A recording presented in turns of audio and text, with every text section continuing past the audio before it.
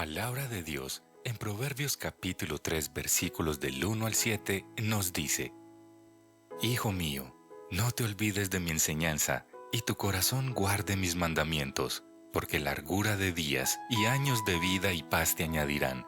La misericordia y la verdad nunca se aparten de ti. Átalas a tu cuello, escríbelas en la tabla de tu corazón. Así hallarás favor y buena estimación ante los ojos de Dios y de los hombres. Confía en el Señor con todo tu corazón y no te apoyes en tu propio entendimiento. Reconócele en todos tus caminos y Él enderezará tus sendas. No seas sabio a tus propios ojos, teme al Señor y apártate del mal. Buenos días, hermanos, ¿cómo están? ¿Me están escuchando bien, Yari y Liliana? ¿Me escuchan bien allá? ¿O muy duro? Bajito. Ok, bueno, ahí vamos afinando. Gracias. Me alegra mucho estar esta mañana, todavía es mañana, entre ustedes, queridos hermanos, hermanas, y sobre todo me hace muy feliz poder compartir esta palabra, esta exposición bíblica de esta mañana, que me enorgullece poder hablar de alguien así como es el Señor, y lo que además nos permite escuchar a nosotros los hombres, personas tan simples, tan sencillas, tan necesitadas, y leer en su palabra cosas que son tan hermosas. Gracias que Él es así, y gracias a Él por ser así. Hermanos, para que arranquemos, quiero hacerte una pregunta, y es la siguiente. ¿Alguna vez te pegaron un regañito bien sabroso? ¿Sí? ¿Sí recuerdas? A más de uno tiene ese recuerdo, la chancla voladora. Pero somos los más viejitos. Algo. Bueno, muchos recuerdos acerca de esto. Ay, Señor, esto se va. Bueno, vamos a ver cómo se comporta esto. Sí, tenemos recuerdos de diverso tipo acerca de regañitos que pudimos haber recibido. Y sé que para algunos son memorias tristes, quizá, pero para otros son buenas memorias. Y yo quisiera compartirles una ocasión en la que alguien me regañó, me exhortó, y pues para mí fue una bendición muchos años después. Pero yo recuerdo que hace muchos años atrás, estaba como en los 20 por allá, y entonces yo le decía a un amigo muy cercano, le estaba compartiendo todos los sueños y las grandes oraciones y las súplicas que yo hacía al Señor para que Él me usara a mí, porque pues hermanos, ahí como me ven, yo tengo el orgullo de un tamaño gigantesco. Y entonces yo oraba para que el Señor me permitiera llenar estadios, para predicarle a la gente. Yo oraba para que el Señor me permitiera resucitar a los muertos, levantar a los muertos y para sanar a las personas. Esa era mi oración. Y era una oración muy ferviente. Entonces yo le compartía a mi amigo todo eso. Me imagino que él estaba maravillado por la oración tan impresionante que hacían. El amigo mío me dijo lo siguiente: Ronald, ten mucho cuidado con el orgullo. Mucho cuidado con el orgullo. Y en ese momento a mí me sonó como tan bobo. No, yo le estoy contando todas las maravillas de mi humildad, ¿cierto? Todo lo grande que quiero hacer para la gloria, solamente para la gloria de Dios. Todo lo que yo quiero hacer por Él, y este me dice que cuidado con el orgullo. Obviamente yo era tan tonto que yo no entendía.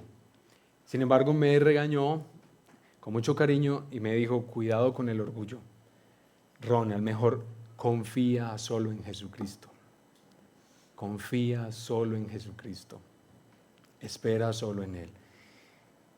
Eso es una exhortación, un regaño muy especial, que la verdad para mí aún todavía es memorable. La verdad lo vine a entender solamente mucho tiempo después, pero no importa, a veces los regaños tardan para asimilarse. En esta iglesia, hermanos, nosotros queremos hacer muchas cosas centradas en el Evangelio. Ustedes van a notar ahorita en la temporada de rebaños que vamos a tener un rebaño que se va a llamar un matrimonio centrado en el Evangelio. Y tal vez vamos a tener un rebaño de la crianza de los niños que se llame la crianza centrada en el Evangelio. y cómo también vamos a analizar nuestros trabajos y nuestras vocaciones a la luz del Evangelio, que todo está iluminado por lo que Cristo ha hecho por nosotros. Pues en esta mañana yo les quiero proponer lo mismo. Es, hermanos, un regaño centrado en el Evangelio. A ver cómo les suena, cómo les va. Y eso lo vamos a reflexionar, a analizar, si ustedes van a Gálatas capítulo 2, por favor. Gálatas 2, vamos a leer del versículo 11 al 21.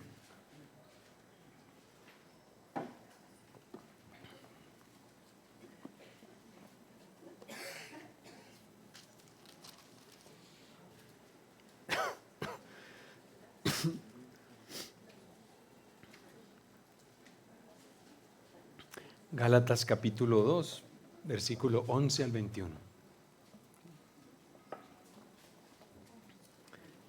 Reforcémoslo aquí que nadie nos está viendo. Gracias. Muy bien, entonces vamos a leer la palabra del Señor en el nombre del Padre y del Hijo y del Espíritu Santo. Pero cuando Pedro vino a Antioquía, me opuse a él cara a cara porque él era digno de ser censurado. Porque antes de venir algunos de parte de Jacobo, él comía con los gentiles. Pero cuando aquellos vinieron, Pedro empezó a retraerse y apartarse, porque temía a los de la circuncisión. Y el resto de los judíos se le unió en su hipocresía, de tal manera que aún Bernabé fue arrastrado por la hipocresía de ellos. Pero cuando vi que no andaban con rectitud en cuanto a la verdad del Evangelio, dije a Pedro delante de todos: si tú, siendo judío, vives como los gentiles y no como los judíos, ¿por qué obligas a los gentiles a vivir como judíos? Nosotros somos judíos de nacimiento y no pecadores de entre los gentiles. Sin embargo, sabiendo que el hombre no es justificado por las obras de la ley, sino mediante la fe en Cristo Jesús, también nosotros hemos creído en Cristo Jesús, para que seamos justificados por la fe en Cristo y no por las obras de la ley. Puesto que por las obras de la ley nadie será justificado. Pero si buscando ser justificados en Cristo, también nosotros hemos sido hallados pecadores, ¿es Cristo entonces ministro de pecado? De ningún modo, porque si yo reedifico lo que en otro tiempo destruí, yo mismo resulto transgresor. Pues si mediante la ley yo moría a la ley, pues mediante la ley yo moría a la ley a fin de vivir para Dios.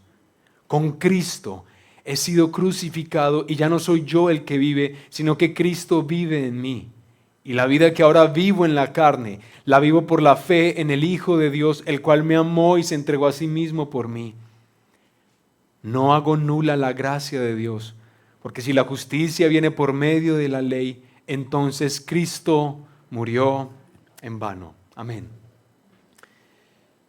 Padre nuestro que estás en el cielo,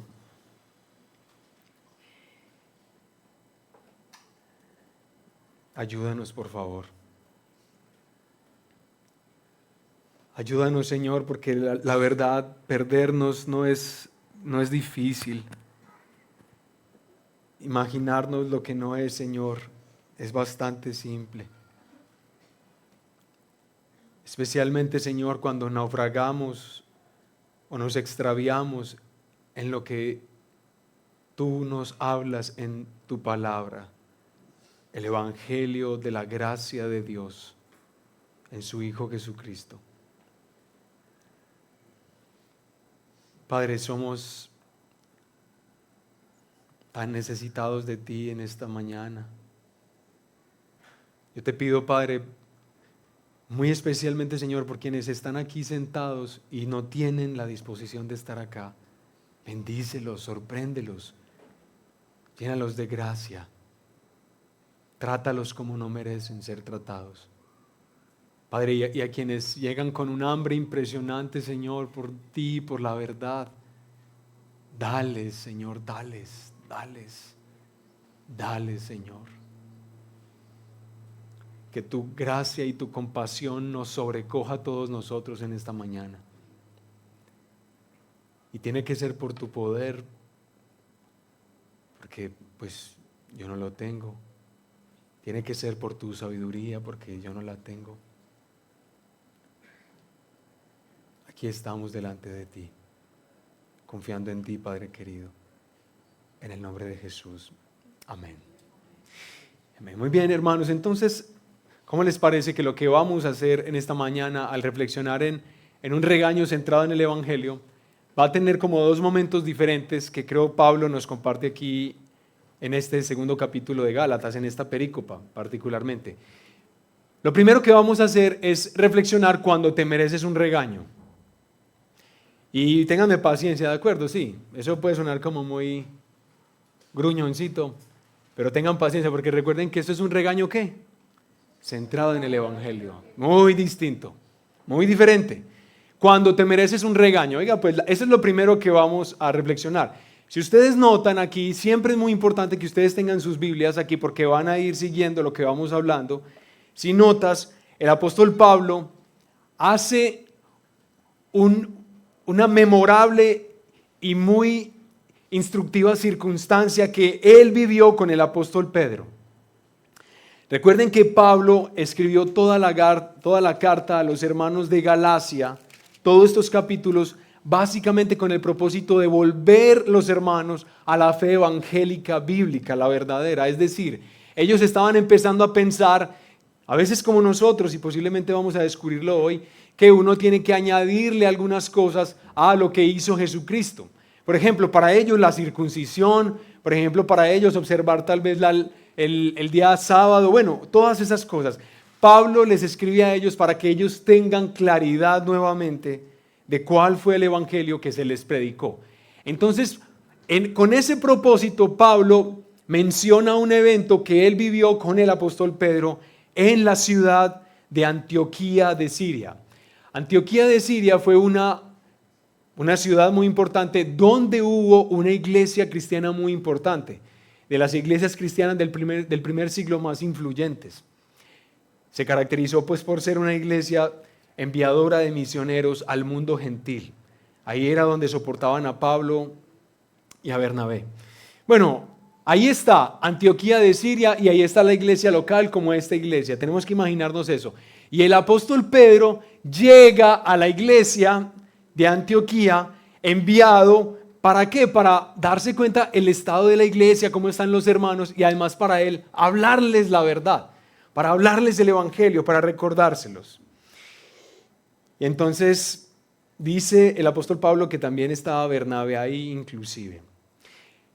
Pedro estaba en medio de los gentiles comiendo con ellos. Y escúchenme eso era algo impensado para el apóstol Pedro en otro momento de su vida. Él sabía que él no debía hacer eso. Él aprendió eso del libro de Levíticos y además seguramente de los maestros de la ley, que para estar en presencia de Dios y tener comunión con Él, Pedro debía conservarse limpio y eso debía suponer no comer cierto tipo de alimentos, no compartir la mesa con cierto tipo de personas, porque eso lo hacía a él impuro. Como les digo, eso incluyendo la compañía de personas no judías o pecadoras.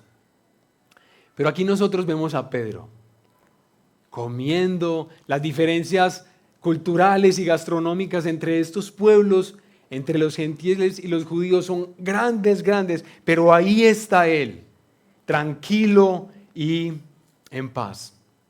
Recuerdan que Pedro ya había aprendido en Hechos capítulo 10 algo muy importante. El Señor le dice: Pedro, lo que Dios ha limpiado, tú no lo llames ¿qué? Tú no lo llames inmundo. Si Dios dice que algo es puro, entonces es porque Él ha hecho lo necesario para que eso sea purificado. Pedro no debía pensar algo distinto, aunque las raíces culturales, los aprendizajes culturales estuvieran muy metidos en él. Pedro está en un proceso de renovación de su mente. El Evangelio de la Gracia le había enseñado a Pedro que ahora Dios no lo amaba porque él tratara de estar limpio, sino porque Jesucristo, ¿qué? Eso sí es lindo, porque Jesús lo limpia. Es Jesús quien nos hace limpios. Y ahí está Pedro compartiendo con ellos, contento, y de un momento a otro todo cambió. Dice el apóstol Pablo que llegaron unos desde Jerusalén enviados ¿por quién? Dice el texto por Jacobo, gracias. Este Jacobo es el mismo Santiago, el escritor de la epístola del Nuevo Testamento, es decir, el hermano del Señor. Ustedes recuerdan que Pedro era una de las personas más importantes de la iglesia primitiva. Posiblemente Santiago era el pastor de la mega iglesia del momento, la iglesia de Jerusalén. Santiago es un hombre absolutamente piadoso. Todo el mundo lo reconoce como tal. ¿Ustedes recuerdan cuál fue el apodo que le dieron a Santiago? Sus contemporáneos, los que lo conocían. Eso lo estudiamos cuando estudiamos la serie de Santiago. Sí, rodillas de camello. Sí, así es. ¿Recuerdan? Rodillas de camello le llamaban a Santiago. ¿Y por qué le llamaban así? Porque realmente él había desarrollado unas callosidades en sus rodillas, se parecían a las de los camellos, por tanto tiempo que él pasaba en oración. Este hombre es un hombre muy piadoso, un hombre que predica a los judíos y es alguien que se respeta muchísimo. Cuando llegan hermanos enviados por Santiago y llegan de Jerusalén, es como si a Pedro, hermano, se le hubieran llenado la mente y el corazón de esas ideas que tal vez él abrigaba en el pasado. Pum, pum, pum, lo llenaron, lo bombardearon. ¿Cuáles ideas? De que Dios lo aceptaba porque comiera o no comiera cierto tipo de cosas, que Dios lo aceptaba por la clase de personas con las que él compartiera. Otra vez se llenó de estos paradigmas, de estas creencias. Y entonces, ¿qué es lo que dice el texto que a Pedro le ocurrió cuando él ve que llegan estas personas? Muy bien, sí. Antes de eso dice que él se llenó de miedo al rechazo de Dios y también al de sus paisanos judíos. Eso fue lo que él sintió, miedo. Pero ¿qué fue lo que él hizo? Dice el texto, empezó a retraerse y a apartarse. Pedro dejó de hacer las cosas que hacía cuando él descansaba en el Evangelio de la Gracia. Y cuando volvió a apoderarse de él una mentalidad legalista, se llenó de miedo y empezó a retraerse. Dejó de hacer lo que antes él hacía. Hermanos, esto que Pedro está haciendo parece ingenuo. ¿A ustedes no les parece? Como está, pues es que es una bobadita, es inmaduro, es una persona inmadura, como que hay que entender al hermano, ¿cierto? La verdad, hermanos, es que esto que está ocurriendo en Pedro, sus operaciones internas, son tan poderosas que otras personas se le unen, incluyendo Bernabé. Es que Pablo no menciona eso simplemente porque sí, es que Bernabé es el tipo más compasivo que pudiera llegar a ver en los relatos, por lo menos de Hechos de los Apóstoles. Es que es un hombre lleno de compasión y de amor. Hasta él se le suma en su hipocresía. Es tan poderoso que otros se le unen, pero es tan peligroso que Pedro se merece un regaño. ¿Cómo dice el apóstol Pablo que lo hizo con Pedro? Dice Pablo que él se opuso cara a cara. ¿Recuerdan? Sí, ahí está. Me opuse cara a cara, pues era digno de ser censurado. Preguntamos entonces, ¿cuál fue el motivo del regaño? Pues, ¿por qué? ¿Por qué Pablo está haciendo eso con Pedrito, hombre, como es de querido? Pues resulta que Pedro dejó de creer solamente en que Jesús es quien le da pureza y quien le da justicia. Solo Él. ¿Y cómo se hizo evidente eso? ¿Cómo es que nosotros vemos y cómo el apóstol Pablo notó que Pedro estaba empezando a abrigar estas cosas? Pablo nos da varios indicios. Primero, por el miedo que Pedro sintió con la llegada de los judíos.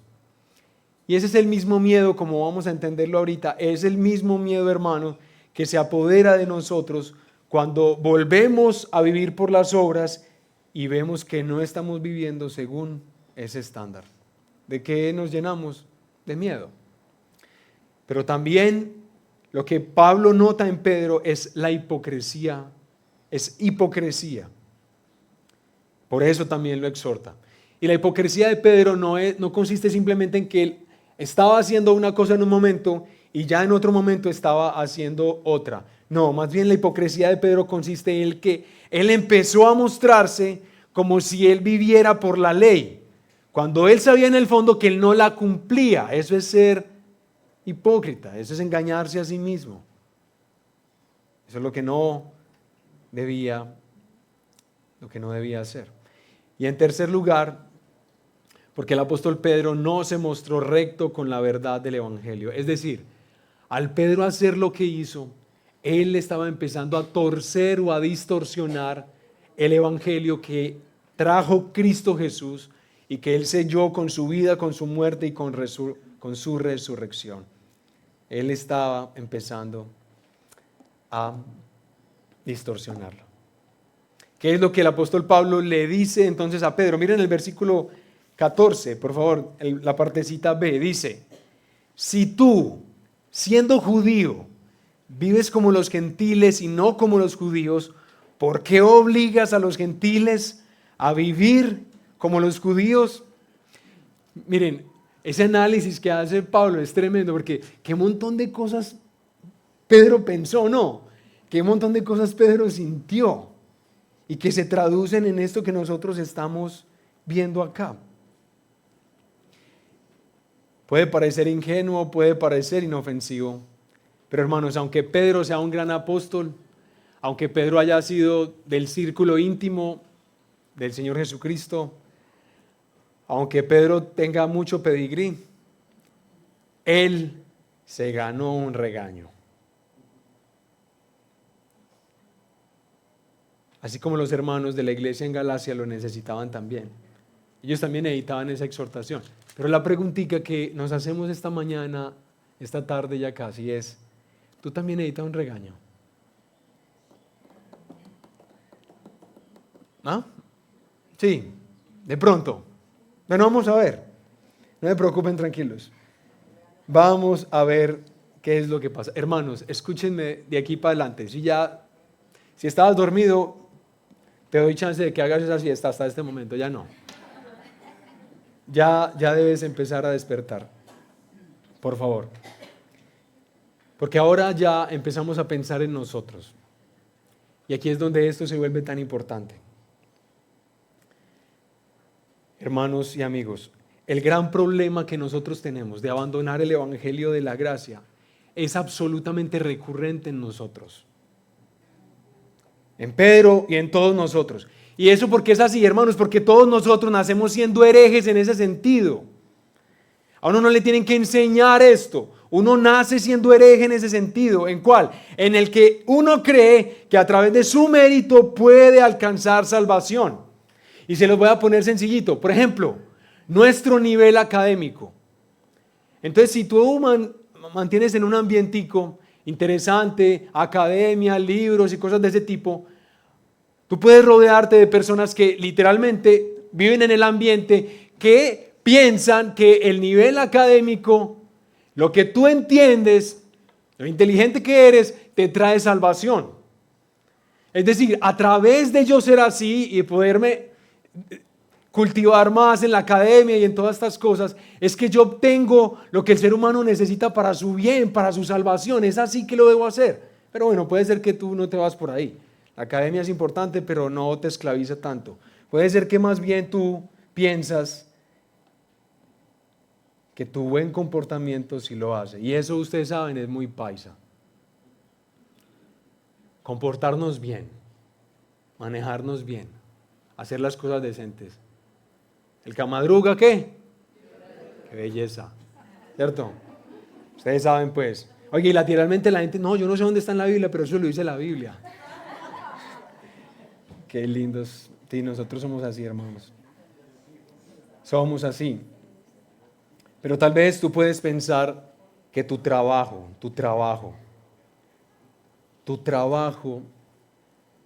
o lo que tú deseas que sea tu trabajo es lo que te trae salvación.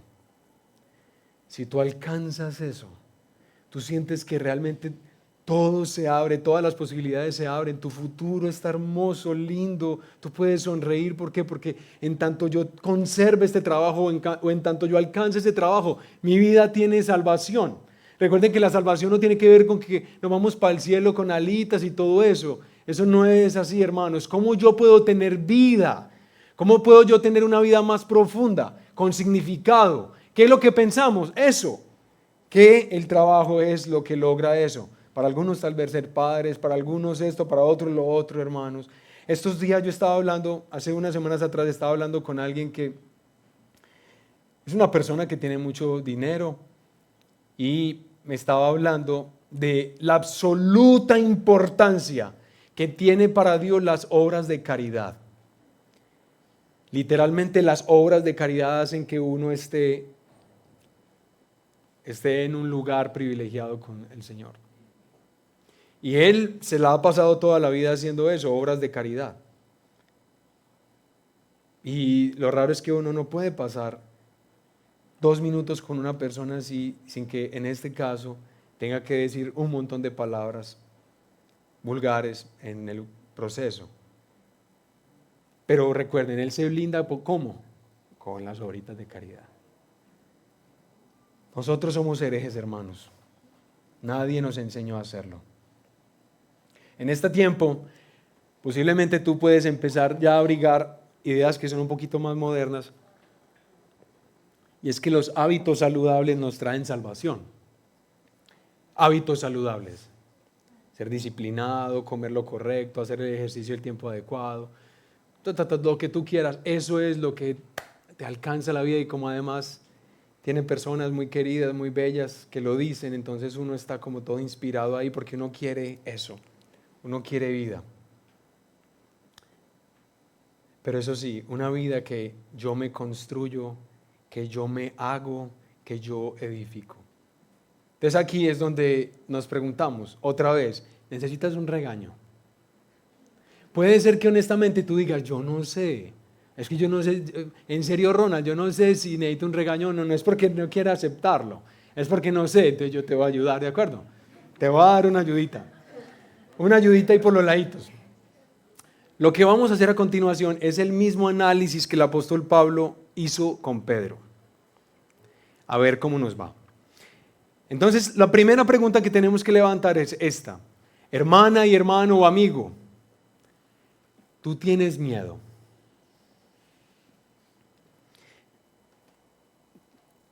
¿Tienes mucho miedo en este tiempo? Y yo sé que hay muchas razones para que nosotros tengamos temor. No quiero hablar en términos generales del miedo, quiero hablar de un miedo que es más paralizante casi que cualquier otra cosa, y es este, hermanos. Tienes miedo, tienes terror, porque tú te das cuenta que tú no estás cumpliendo ni viviendo el estándar que tú mismo te has impuesto y a través del cual tú obtienes la salvación. El estándar que te hiciste. ¿Cuál es el estándar? Pues el que quieras, ¿no?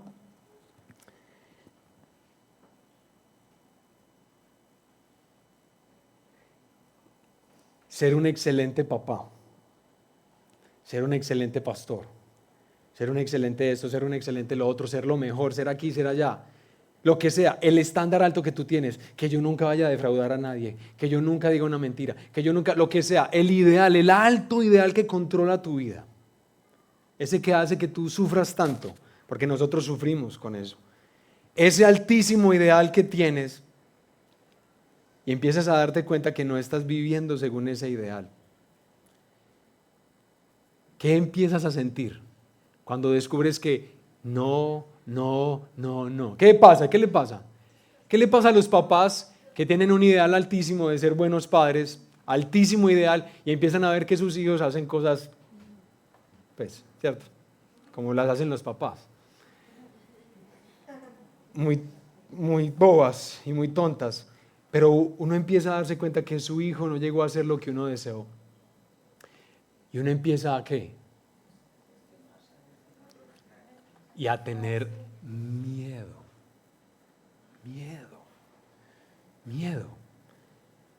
Mucho miedo. Porque no se está viviendo así. No se está cumpliendo lo que se está esperando ser. Miedo, hermanos. Y lo más difícil de esto es cuando uno ve las expectativas que uno tiene. Uno tiene grandes ideales. Y uno se da cuenta que uno no está viviendo según esos ideales, sino que más o menos uno vive es como por acá. Y uno siente el abismo entre lo uno y lo otro y uno se siente inseguro, con temor. ¿Y saben qué es el problema? Que a uno le da por emprender un negocito en esos días. Ay, ay, ay, hermanos. Qué cosa tan horrible. Entonces uno que no, y este negocio y todo está bien configuradito, ¿qué es lo único que falta? Que yo no estoy así, ¿verdad? Yo delante del Señor estoy mal, estoy muy mal. Pero ¿por qué tiene que ser justo en este momento cuando yo estoy emprendiendo el negocio? ¿Por qué no pudo ser hace un mes que yo estaba tan bien? No le había hecho nada a mi esposa, no había hecho nada de estas cosas que me avergüenzan. ¿Por qué no pudo haber sido hace un mes que yo pude emprender el negocio como para estar más seguro de que el Señor me da la empujadita? Porque si no estoy viviendo según la medida de mi estándar, entonces me da mucho miedo. ¿O les parece uno estar caminando por la calle y pum, lo atropelló un carro y se murió? Entonces uno camina, si uno no está viviendo según ese estándar, ¿cómo camina uno? Como insegurito, ¿cierto? Es decir, por lo menos que no me muera hoy. Si me muero mañana miraremos. Pero que yo no me vaya a morir hoy, porque si me muero hoy, ¿qué me pasa? Vea, quedo frito, para la paila. Bueno, nosotros no decimos así.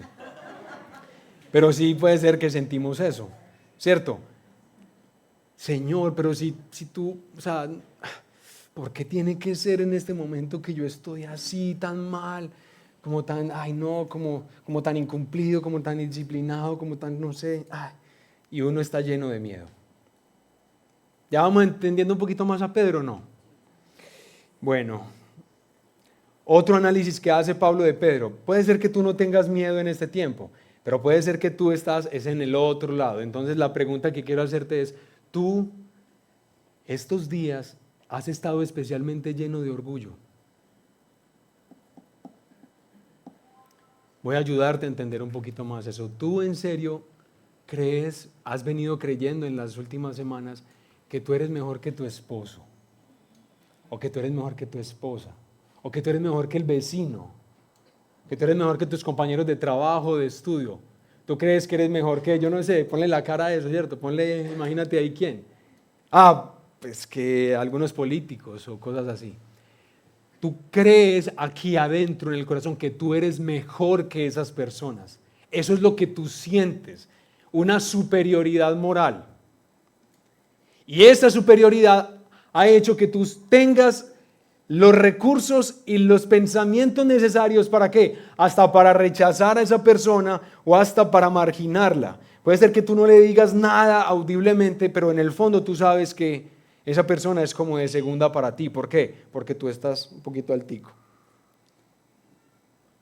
Eso es mentira. Eso no es verdad. Nosotros no somos mejores que los demás. Así no sean cristianos. Es decir, Cristo está haciendo de nosotros nuevas criaturas y maravilloso. Pero si estás lleno de orgullo en este tiempo, ojo pues que de pronto sí necesitas un regaño. Pero tal vez tú no tienes ni miedo ni estás lleno de orgullo en estos días, sino que tú estás torciendo el evangelio verdadero. ¿Cómo lo estás haciendo? De pronto tú estás sosteniendo un diálogo con alguien, con algún familiar o algún cercano, con la persona que sea, y tú estás queriendo hablarle el evangelio.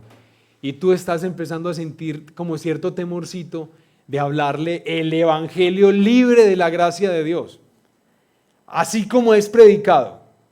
Y tú tienes temor, o no sé, como que sospechas que de pronto esa persona, si escucha el evangelio así, de pronto ¿qué será lo que decide? De pronto se va a vivir una vida libertina, o piensa que simplemente puede hacer lo que quiera porque ya Cristo lo perdonó. Entonces yo me voy a asegurar que la persona, por lo menos escuche, o sea, apretarlo un poquito en el evangelio para que no vaya a hacer otras cosas. Y tú empiezas a torcer la predicación bíblica del evangelio. Bueno, si tú estás haciendo eso, pues entonces puede ser que tú sí necesites un regaño. Entonces, cuidado. ¿Saben qué, hermanos? Yo creo que Pedro se aceptó humildemente la exhortación de Pablo. Creo que la aceptó y así Pedro se convirtió en el ejemplo perfecto del judío que tiene que reconocer que solamente puede ser por gracia. Así él abrigue muchas ideas en el pasado que organizaron su pensamiento. Él se convierte en el judío que debe recapacitar y volver al Evangelio. Qué bueno que las personas que se están viendo seducidas por todas estas cosas judías y todo este supuesto retorno a lo antiguo, pensaran un poquito en esto, ¿no? Creo que eso les ayudaría, volver al Evangelio. Entonces, aquí hemos dicho inicialmente que de pronto necesitas un regaño. Ese es el análisis que hacemos en primer lugar. Pero lo segundo que Pablo va a hacer con Pedro y con los hermanos de Galacia es lo que vamos a hacer aquí también en el Redil Laureles. Y es sencillito. Por favor, escúchalo. Y si te suena sencillo, no lo menosprecies por eso, por favor. Es esto. Si recuerdas el Evangelio, o ya se te olvidó o no lo conoces. Si recuerdas el Evangelio.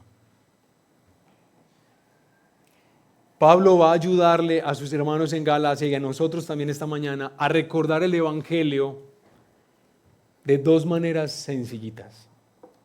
Primero diciéndonos que la justicia se obtiene solo por la fe, en primer lugar, y que la vida se vive solo en unión con Cristo.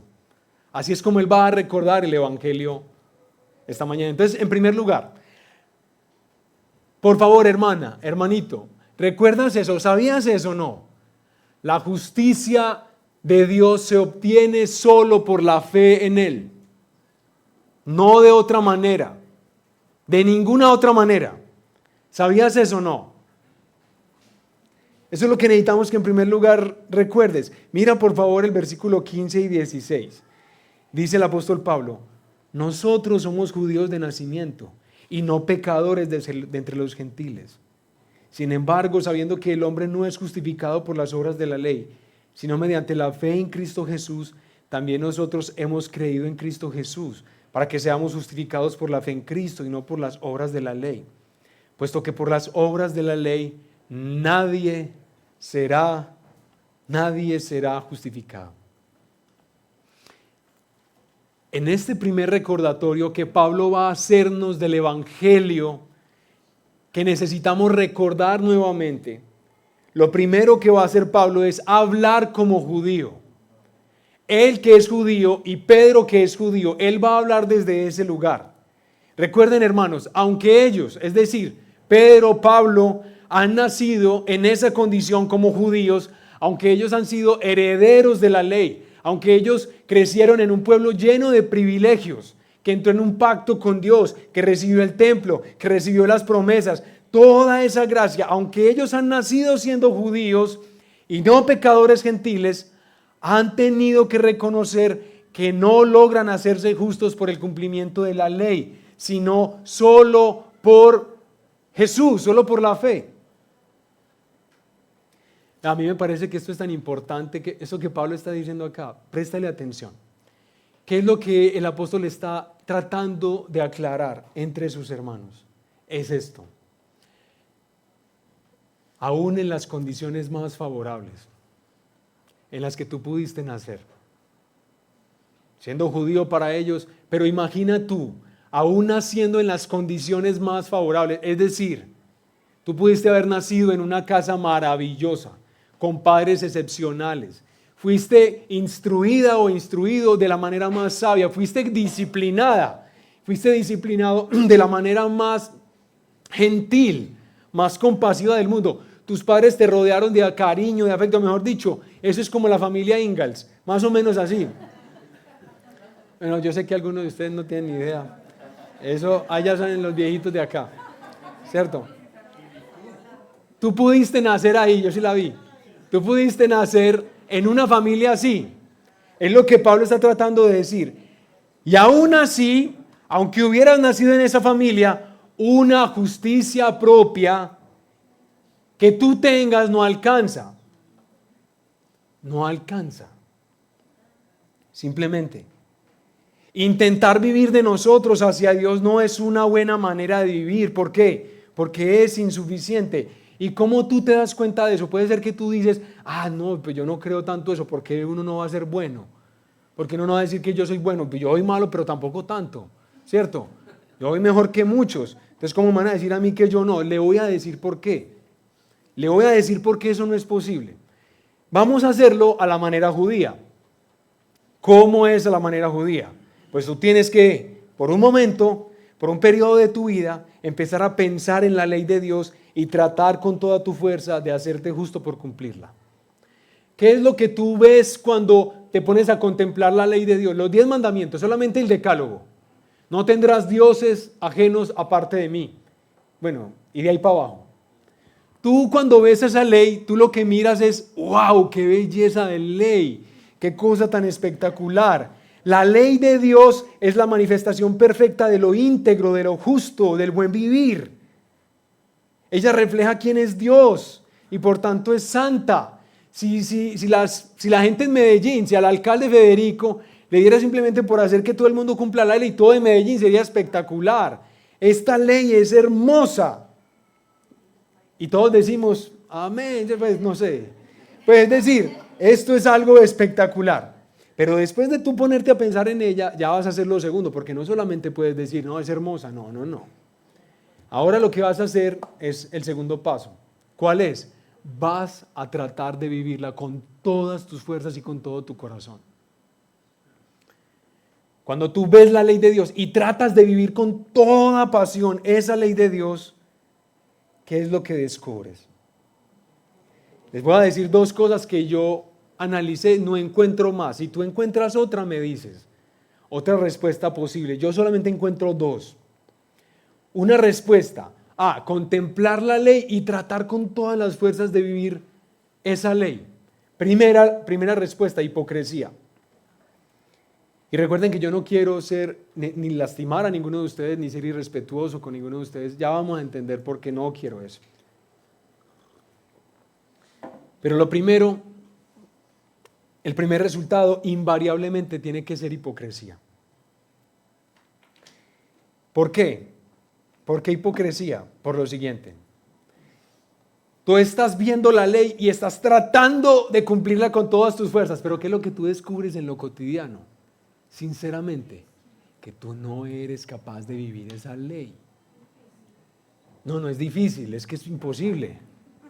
Es que no la puedes vivir, ¿de acuerdo? Es decir, como ella demanda que se viva en perfecta justicia, obediencia y rectitud, tú empiezas a descubrir que tú no vives según esa ley, que tú no la cumples. Entonces, ¿qué es lo que empiezas a hacer? Primera respuesta, empiezas a ser un hipocrités, un hipócrita. ¿Qué es un hipocrités? De donde proviene justamente la palabra hipócrita, es un actor o una actriz. Esa es la palabra que se empleaba para la gente que en ese momento vivía un papel o cumplía un papel pues que no es el que le pertenece. Entonces, ¿qué es lo que yo hago delante de los demás? Lo que hago delante de los demás es, ¿cierto?, mostrarme como una persona que vive la ley, que la cumple, que la obedece, pero en el fondo yo sé que el papel que estoy cumpliendo no soy yo. O sea, yo no soy eso que trato de mostrarle a los demás, pero yo sé eso. ¿Por qué? Porque yo soy un actor o una actriz. Esa es la primera respuesta, pero la segunda respuesta es la siguiente. Es desesperación. Y yo creo que muchos de ustedes conocen ya este resultado, la desesperación. Esto es una cosa horrible. Esto es horrible. Esa desesperación que empieza a convertirse en una pesada carga encima de nosotros. Y nosotros tratamos de vivir la vida siendo cristianos, queridos, buenas gentes, pero con esa carga aquí encima de nosotros. Y nosotros nos parecemos en ese sentido a cristiano. Ustedes alguna vez tal vez han leído la alegoría que escribió John Bunyan, el pastor John Bunyan, por allá, hace muchos años atrás. Él escribió una alegoría que recomiendo todas ustedes la puedan leer, se llama El progreso del peregrino. Y en esa alegoría nosotros encontramos a Cristiano. Y Cristiano ya ha empezado a escuchar acerca de la patria celestial, hacia donde él se conduce, hacia el lugar de Dios, la morada de Dios. Y él va caminando allá, pero él tiene una pesada carga en el principio de su vida cristiana. Él tiene una pesada carga. Pero a él le dijeron, vea, Cristiano, camine por todo este sendero, es que usted tiene que caminar. Pero en el sendero se le apareció alguien y le dijo, uy, Cristiano, qué carga la que llevas tan grande, eso debe ser muy pesado, Cristiano. Yo te voy a hacer una recomendación, Cristiano. Tú vas a desviarte por este camino, aquí a la derecha, y vas a caminar hasta el fondo y allá vas a encontrar una villa espectacular. Todo el mundo en esa villa es, vea, justos, piadosos, queridos, buena gente, estrictos, disciplinados, bueno, todo lo que ustedes quieran, ¿cierto? Esa gente allá es espectacular. Cuando llegues allá, inmediatamente, por favor, vas a preguntar por el Señor Legalidad. El Señor Legalidad te va a dar todos los tips que tú necesitas para librarte de eso. Él te va a poner, mira, a punto. Todo te lo va a decir. Si de pronto el Señor Urbanidad, si de pronto el Señor, ¿qué dije yo? O sea, si de pronto el Señor Legalidad no está, el hijo de él sí está. El hijo de él se llama Urbanidad. El hijo es un poquito más moderno, tiene algunas ideas diferentes, pero en el fondo es la misma cosa. Entonces, acudes a él y él te va a decir exactamente qué es lo que debes hacer. Y Cristiano hace eso, hermanos, y ay, qué pesar de Cristiano. Yo cuando veo con Marcos la película, también vemos la película del progreso del peregrino, la escena, yo creo, de las escenas que más me conmueven a mí, esa me hace llorar y otras de 3 o 4 más. Pero ahí está Cristiano. Así lo trataron de poner en video, en imagen. Y entonces ahí está Cristiano y llega al monte del legalismo, de la legalidad. Y él empieza a caminar por esa montaña que además es bastante empinada, bastante pendiente está. Y él se está esforzando por subir. Y allá está arriba el Señor Legalidad. Y él con el mazo del juez dice, vamos Cristiano, ánimo, sube más. Y mientras él pega un golpe, sale una nueva ley. Brota de la tierra una nueva ley, un nuevo mandamiento. Entonces Cristiano está ahí y está tratando de caminar y él pega un golpe allá arriba y ¡pum!, sube una nueva ley. Entonces Cristiano tiene que hacer así y otra. Entonces ¿qué empieza a convertirse en la montaña? La montaña se le viene en un momento a Cristiano y lo está ahogando. Alguien le dice, Cristiano, ¿qué fue lo que hiciste? ¿Por qué te metiste ahí? Obvio que eso es lo que te va a pasar. ¿Ustedes entienden a Cristiano o no? Sí, Señor. Sí lo entendemos. Por eso ustedes saben, El progreso del peregrino parece el segundo libro más traducido en la historia. Primero la Biblia, después el progreso del peregrino. Porque es una belleza, no lo dejen de leer. Yo qué es lo que quiero para ustedes, hermanos, que por favor puedan tener el mismo fin de cristiano, sobre todo con esto, que tú puedas ser librado de tu carga solo por la fe en Jesucristo. ¿Por qué? Porque es que cuando quedamos deshechos, cuando quedamos sin ninguna posibilidad, tenemos que reconocer que no ha sido porque nosotros somos muy queridos, muy buena gente, es que Dios nos bendice. Es que nosotros nos habituamos a la bondad de Dios, a tener salud, y nos imaginamos que de alguna manera la salud es como algo que se va cultivando y se vive. Pero nosotros no tenemos presente que la bendición y la bondad de Dios, que es constante, se recibe solo por la gracia de Él, por lo que su Hijo Jesucristo hace por nosotros. ¿Qué podríamos hacer nosotros para que Él nos dé todo lo que nos da? Adoración y gratitud tal vez sí, pero no tratar de construirse una vida que alcance a Dios y alcance a ser justificado por Él, sino solo por la fe. La fe solamente se obtiene, la vida, hermanos, la justicia, la salvación que nosotros tanto anhelamos, por la que nos levantamos todos los días, por la que vamos a trabajar todos los días, esa vida, hermanos, esa salvación solamente se puede obtener por la fe. No se les olvide eso. Eso es lo primero que Pablo le recuerda a la iglesia. Entonces, ¿sí recuerda el Evangelio o ya se te ha olvidado?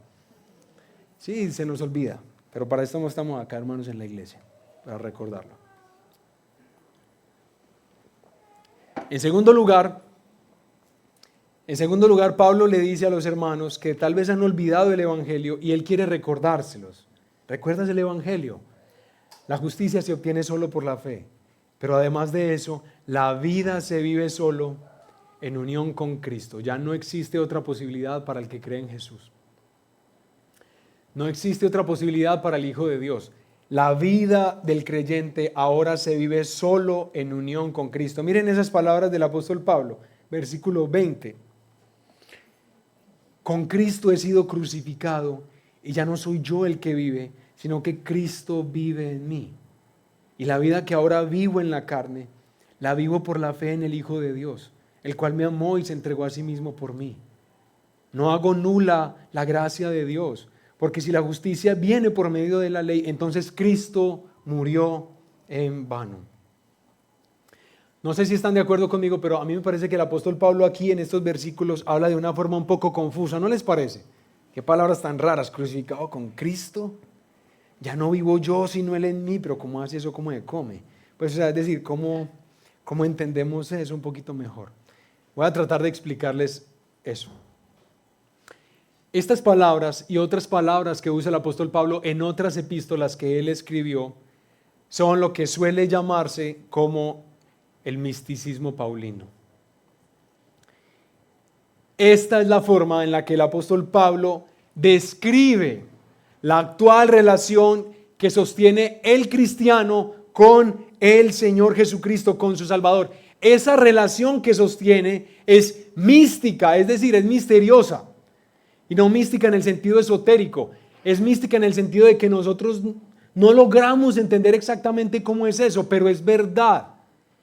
El cristiano ahora vive en unión con Jesucristo. Y es un misterio para nosotros, pero así es. Y además de ser mística, esa unión también es una unión espiritual, es decir, es del Espíritu Santo. Él es el que la sostiene, la que la conserva.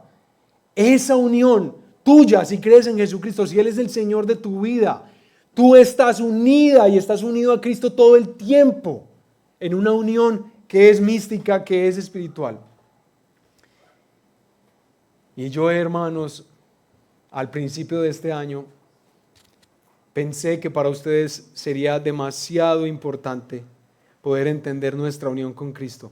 Nosotros pasamos como 6 o 7 semanas tratando de entender esto al principio del año. ¿Recuerdan o no? Bueno, tal vez no, pero ahorita nos van a dar una buena noticia. Eso está en Spotify. Les invito a que vuelvan y escuchen todos esos sermones para que puedan entender lo que estoy tratando de decir aquí en 5 minutos.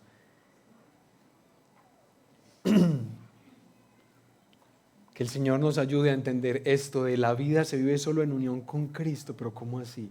Voy a tratar de explicarles a continuación. Miren pues, hermanos, aquí está el Señor Jesucristo. ¿Cómo es Jesucristo? ¿Cómo Él es en su encarnación, en su vida? ¿Cómo es Él? Él es precioso, ¿no les parece? Sí, Él es precioso. Él es obediente a todas las instrucciones del Padre. Él es justo. Él es misericordioso. Él es verdadero en todo lo que hace. Jesús de ninguna manera fue impuro. Él no incurrió en una clase de impureza, ni de impureza sexual, ni de ningún tipo. Él fue sin mancha, hermoso. Pero esa vida que Él vivió no solamente queda ahí, sino que Él fue a la cruz. Y fue a la cruz para dar su vida en rescate por su pueblo, por la iglesia. ¿Estamos bien ahí? Pero al tercer día el Señor Jesucristo, ¿qué? Resucitó entre los muertos. Y después de resucitar entre los muertos y andar entre nosotros, Él fue ascendido a la gloria. Hoy Él es el Cristo exaltado, el Cristo glorificado en su cuerpo resucitado. Bien, ¿vamos bien ahí? Muy bien. Ese es nuestro Salvador. Pero ¿quiénes somos nosotros? Hermanos, desventurados. Somos desgraciados en el sentido de que fuimos faltos de gracia. Estábamos sin Dios en el mundo, controlados por nuestros deseos, por nuestra voluntad, controlados por lo que este mundo dice que es la vida, que es la salvación.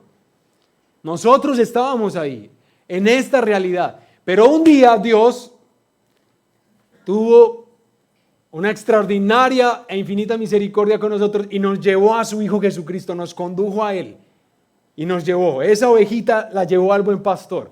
Y nosotros empezamos a ver a Jesucristo y empezarlo a entender. Y desde ahí, hermanos, para nosotros fue algo completamente nuevo. Les voy a tratar de explicar. ¿Qué fue lo nuevo? Escuchen por favor, ¿qué fue lo nuevo ahí? Aunque nosotros éramos esto, Jesús era esto.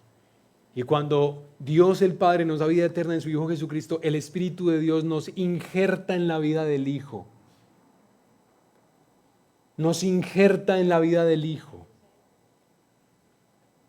¿Y qué significa eso para ti? Que si crees en Jesucristo, no si no. No te imagines que eso simplemente es como porque sí, como porque me sirve temporalmente, pero chévere. No, si tú confías en Jesucristo, el Espíritu de Dios te injertó a la vida del Hijo. ¿Y qué significa eso para ti? Significa que cuando tú vas por la vida cotidiana, vas andando y tú descubres una forma de impureza que te avergüenza, que te avergonzó y como que la has venido practicando, tu mente está llena de esas cosas y casi es una transformación la que se necesita ahí del Espíritu de Dios, pero tú descubres esa semana, nuevamente una forma de impureza. Lo que usualmente nosotros hacemos es ¿qué? Empezar a decir qué tengo que hacer, qué tengo que hacer. Claro, yo me tengo que arrepentir y lo que sea, pero hermanos, les digo lo siguiente. El Evangelio lo que nos enseña a nosotros es que lo primero que nosotros debemos hacer, además de arrepentirnos, hermanos, y creer es ¿qué? Que es arrepentirse y creer, es sencillo. Es recordar que yo he sido injertado a la vida de alguien que no es impuro, que no cometió ninguna impureza sexual, que no fue desleal, que no fue mentiroso, que no fue eso que nosotros vivimos. Y como yo he sido injertado a Él, eso se me cuenta. Así es como Dios me interpreta, así es como Él me ve. Aunque yo soy impuro, mi Salvador no lo es. Y Él se convierte cada día más ¿en qué? En el orgullo de mi vida, en la esperanza de mi vida, en el rescate de mi vida. Ya no tanto yo. Eso es fe. Esa es la fe cristiana. Cuando yo vivo lo que sea, hermano, tú estás tratando de tener cierta rigurosidad, cierta dieta o lo que sea que estás haciendo y casi empiezas a ver cómo el pecado te controla todavía en ese sentido y tú otra vez te avergüenzas y quieres huir y no quieres ver más al Señor porque otra vez caí. No, recuerda, Jesucristo no hizo eso.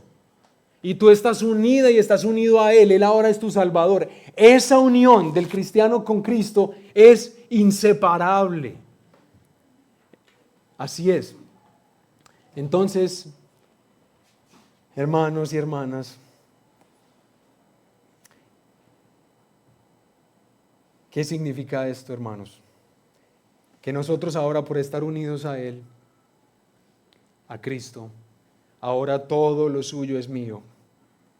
Por eso para mí el vivir es Cristo, el morir es ganancia. Por eso ya no vivo yo, sino que ahora Cristo vive en mí. Y lo que ahora vivo en la carne, es decir, lo que vivo en la vida cotidiana, lo vivo en la fe, en el Hijo de Dios, el cual me amó y se entregó a sí mismo por mí. Eso es lo que Pablo está diciendo.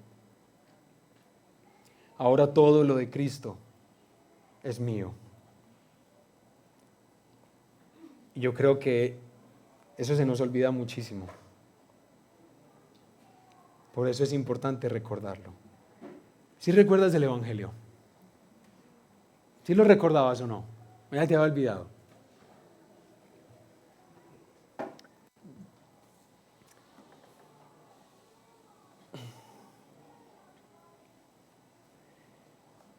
Cuánto yo quisiera, hermano, nosotros vamos a cumplir ya casi 9 años aquí en el Redil Laureles, desde que se plantó. 9 años. ¿Saben qué ha sido lo más duro, lo más desafiante de cualquier otra cosa diría yo, pues por lo menos en mi tarea como pastor? Lo más difícil, ¿saben qué ha sido? Que las personas puedan entender el Evangelio y que podamos descansar en el Evangelio. Y yo sé que eso es un milagro, yo sé que eso tiene que ser un don de Dios, que nos ayude a entender, pero ¿saben qué no ayuda, hermanos? Sobre todo los que de ustedes son cristianos hace mucho tiempo. Por favor, yo les suplico, les pido, con todo el respeto y todo el cariño que les tengo, si tú eres cristiano, tú puedes correr un altísimo riesgo de creer que tú lo entiendes, que tú entiendes la cosa, que tú ya sabes cómo es, que ya tienes 20 años siendo cristiano y tal vez lo único que tú vives es una forma distinta de religión, de las religiones de las que está llena este mundo, pero el evangelio no tiene que ver nada con una religión. No entiendes. El evangelio lo que te está diciendo es que Dios es por nosotros. Dios es por nosotros de manera libre, soberana. Él es por nosotros. ¿Por quiénes? Por los que confiamos en Él. Aquí no es ¿qué me das tú y qué te doy yo? Aquí no es por esas frasitas tan bonitas que Cristo murió por mí, ¿ahora qué? Ahora no sé qué, como os trueques ahí, eso no es decir, hermano, eso no funciona acá.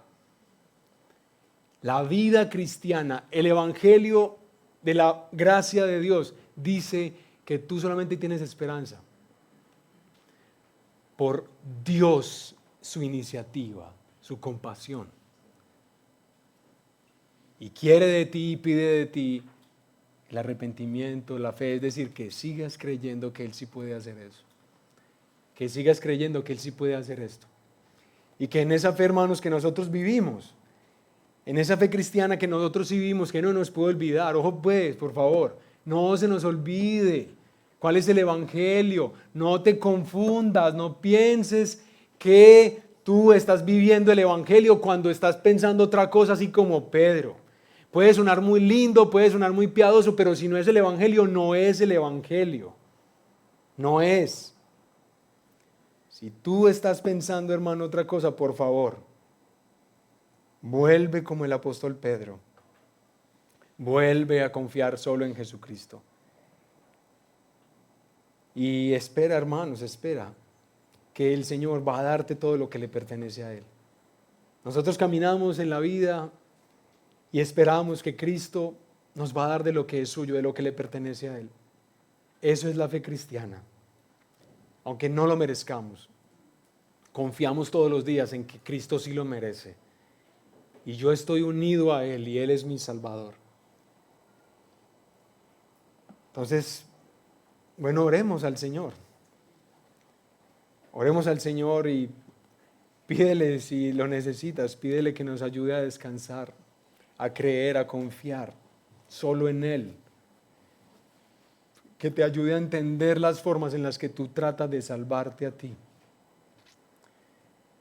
Y tú ni siquiera te das cuenta, pero tú tienes formas en las que tú te salvas a ti mismo. Que Dios te dé la gracia de entender cómo es que tú buscas salvación. Y que te controla en la vida cotidiana, sea para que tengas miedo, para que estés lleno de jactancia. Te controla esa forma de salvación, pero la gracia no te va a dar lugar ni para el miedo ni para el orgullo.